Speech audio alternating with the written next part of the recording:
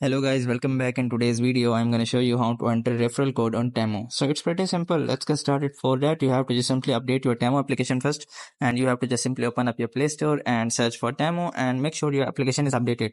So after that you have to just simply open up the application. So after opening up the application, now it will provide you such kind of interface. So you have to just simply go to the U section which is in below. So after coming to U section which is right next to categories.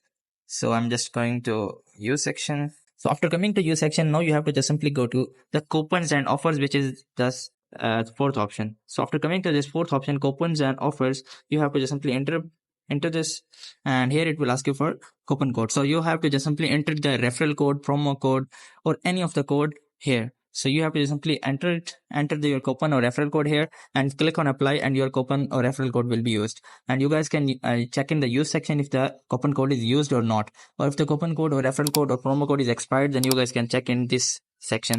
So I hope this methods find you well. Do like, share, subscribe. Thank you so much. Bye bye.